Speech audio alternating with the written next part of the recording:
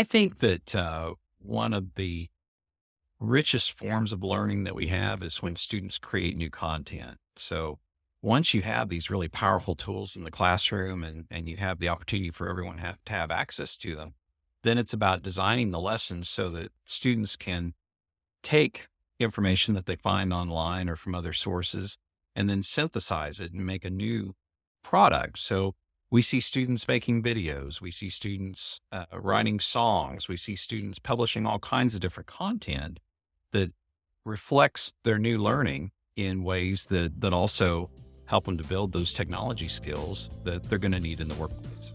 You're listening to the smartsocial.com podcast. I'm your host, Josh Oakes. This is our District Talk segment where we interview district leaders to learn how they're keeping students safe on social media so those students can someday shine online. Now, let's get back to the interview.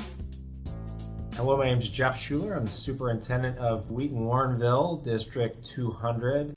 We're a school that is directly west of Chicago, suburban Chicago. We educate about 12,000 students in 20 schools, including 13 elementary, 4 middle, and 2 high schools. Hi, John Puglisi here, superintendent of the Rio School District in Southern California. We've got 9 schools in grades TK through 8. We have about 5,000 students. Hi, my name is Doug Brubaker. I'm superintendent of schools in Texarkana Independent School District. We are in Texarkana, Texas, just across the state line from Arkansas. We have a district of about 7,000 students spread across 11 sites. How has the prevalence of technology in the classroom impacted student learning and engagement? One, I think technology has become so integral and a part of both the student experience and the learning experience. So, kind of starting first with, I think what is probably the obvious part of that is technology has made information so readily available to students, and they're native to that experience. So no longer is technology a new thing, certainly for the generation of learners that we're working with. It has made information so readily available, and they have become really adept at being able to use those tools. I think an important part of technology is just the ability to utilize it to personalize the learning experience and to allow students to really through carefully crafted learning to kind of drive that learning experience. So I think technology certainly has become central to kids, and I think for them to some degree has kind of shifted the engagement element, because what they're used to using technology for is often a very engaging experience. And so I think they expect the same in the classroom as they're thinking about the learning experience as well. I think technology has been in the classroom for a number of years. This is my 11th year in the Rio School District, and I think in the first year that I came, we were able to move to what we call one-to-one, or what was known as one-to-one. We call it one to the world, so that every student has available devices, multiple devices. At its best, the various tools that students have helps them achieve whatever your goals are in the district for your students, as well as their own goals. And those in the Rio School District, really, the essential ones are really like the literacies that are part of California standards. But really, to keep it really simple, how do students read? How do they write? How do they problem solve and do mathematics? We kind of expand that scope to what we call the 5 C's. People talk about 21st century learning skills. So communication, collaboration, creativity. We had caring in there, and critical thinking. But I think that when technology is working really well, it fits really well into the ecosystem and the school culture that the teacher and the students are creating. So it's 50, 60 years in, if we look across the research on the impact of technology as a whole, it's, there's not a huge optimistic statistical impact, right? It's not a huge effect size as the meta studies would suggest. But what you do see in classrooms and schools and school districts where it is working really well is that it's just part of the normal flow of supporting the learning environment and supporting the goals that the students and their families and the school has for them. Using the technology in the school culture, that's almost a requisite to be able to do those things beyond just your basic reading, writing, literacy. So understand how to access and understand information, points of view, and to construct ultimately to create and to make. So it's an interesting question, something I've been thinking about and working deeply in for the 40 years that I've been in education. I think the jury is still out. Well, I think the second word that you mentioned there, engagement, is just huge because I think of several things. There are ways that teachers can use the technology to assess where students are in their learning at any given point. I think of some of the tools that are available for that. There's also new opportunities for collaboration among students. We just went one-to-one this year, so we're really delving into more of those tools. We also love the fact that having a device, having that technology puts just a huge number, a vast array of resources at kids' fingertips. And so just a whole library of resources and are available to our kids now that they wouldn't have had otherwise. How can school districts deal with social media issues that may originate on a social media app, but then might create a big problem on campus or for the district, whether it's that same day or Monday morning when we're back on campus? One, I think kind of gone are the days when we separate that like social media or technology influence out of school, because problems out of school very quickly become problems in school. I think we just have to accept that reality. I think in almost any experience, I think our district believes that the relationships that we have with kids are really central to our ability to effectively and proactively address and solve problems. I think just having good relationships with kids so that we're aware of potential problems as they're developing gives us the ability to be proactive as much as possible rather than reactive in those pieces. But I think really too, at the core, we're solving problems with kids in exactly the same way as we've solved problems with kids all along. It's just where the information is coming from and how that can perhaps amplify how quickly something that might appear to be a smaller problem between a couple of kids suddenly becomes a piece of information that's relevant or aware, or a lot of kids, become very aware of. So I think it magnifies problems very quickly, but also then just puts a premium on us being aware of things as quickly as possible so that we can intervene and address and hopefully kind of use it to the positive rather than to the negative.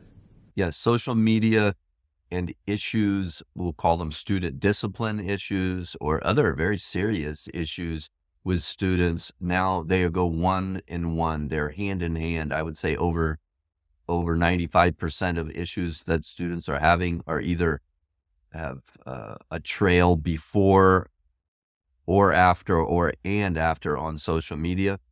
And those are things that are more analog that just happen to get kids feel very comfortable and interested in having them come through social media.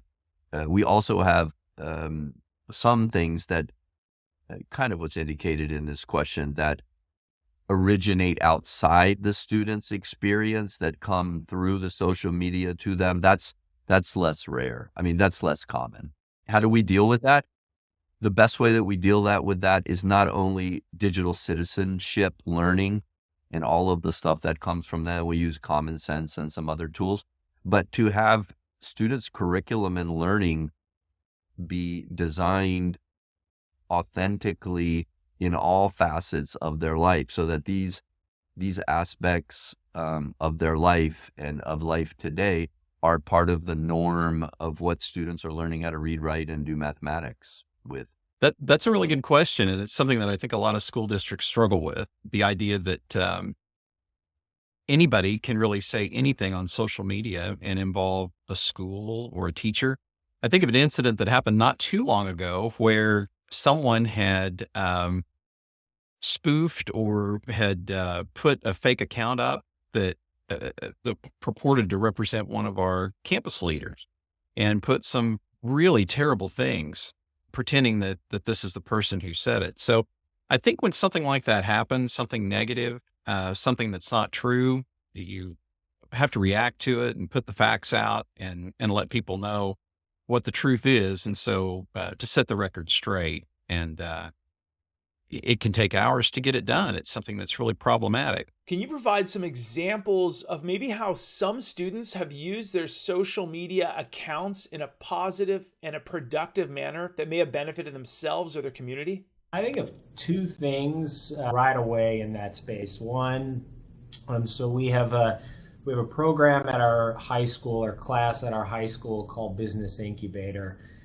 It's really a phenomenal learning experience where students go through the process of kind of the lean startup of really thinking about a relevant business concept and taking it all the way to inception. And I seldom see a group of students work through that process that don't use social media as a key part of their marketing strategy or their information gathering strategy. And so that class, just kind of small example of how I think social media is so native to the way that students now think about how they connect with others, how they kind of glean information, how they approach the concept of marketing. So I think that's one example. The second I think of immediately is that I watch a lot of our students that are really entrepreneurial in the social space. They launch ideas to do good for the community, and that often comes from their use of social media to quickly connect with others, kind of build their idea of a community service project that they want to engage others with. And I've really watched some students take a small idea and amplify it very quickly through their use of social media. We use social media, all of the different technologies, and particularly making and creating technologies with students for them to produce communications and visuals and other media to take action in their environment. So one real good example is just regular, sometimes daily, weekly news feeds, surveys students do, interviews, focus groups that they use to communicate with each other, and then ultimately to hang them on websites so that the broader community, their parents, can see them. So that engaging the students in the production of media is one really positive way, and it automatically also includes them in critical thinking about the media and the things that they incorporate into their production. We have great kids here, and they love the learning that they're engaged in, and they're involved in the community in a wide variety of ways. So we see them reporting out the great things that they're involved in, service projects, helping other people. And so it's really just an opportunity for us as a school district to pick up that and to retweet it, to link to it on Facebook, to just make more people aware of it. In the age of one-to-one, how are you preparing students for positive technology use in the classroom? One, very, very consciously this year, I think we've tried to shift the conversation a little bit away from thinking about how we approach that conversation through putting parameters on the use of technology, and reframe that to how can we use those tools in the most positive way. So even in looking very recently at the kind of the advancements in AI and what that's going to do, right? You can either approach the conversation through saying, how do we put parameters around acceptable use, or how do we reshape that to help students think about how they use those new tools in a responsible way to kind of maximize, to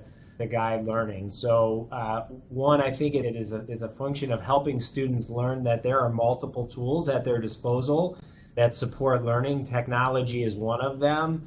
But we have to think about, where it's most impactful, where it's most productive, and when it's okay to turn it off and use a different tool or a different resource or a different modality that may well include other students in the classroom or other kind of human capital resources as well. I think robust, constant interaction and communication that the media allows us to have with them and with their parents, that leans heavily into the production of media, student production of media, community production of media that follows along certain guidelines, as well as those cautions, those critical discussions and thinking about the challenges and the difficult issues that are present and sometimes amplified by media. So that's an ongoing process, just I think leaning in the supporting students to take the stance of producing media. I think that one of the richest forms of learning that we have is when students create new content. So once you have these really powerful tools in the classroom and you have the opportunity for everyone to have access to them, then it's about designing the lessons so that students can take information that they find online or from other sources and then synthesize it and make a new product. So we see students making videos, we see students writing songs, we see students publishing all kinds of different content that reflects their new learning in ways that also help them to build those technology skills that they're going to need in the workplace. Thanks for listening to our smartsocial.com podcast. I'm your host, Josh Oakes. This was our District Talk segment where we interview school district leaders to learn how they're keeping students safe on social media so those students can someday launch into their future by shining online. This episode was brought to you by our smartsocial.com VIP program. It's called the Very Informed Parent Program, which helps you engage your students with teen-led video lessons. Stay one step ahead with our premium parent newsletter and discover hidden features on trending apps on teens' phones and our 54 plus live parent and student-friendly events every single year. You can click on the link below to chat with one of our team members if you want a free pass to our VIP program to support your community with our smartsocial.com resources. And if you're a district leader who has a success story, we would love to feature you on a future episode. You can click the links below to reach out. Thanks so much for listening, and we look forward to seeing you on the next episode. Have a great day.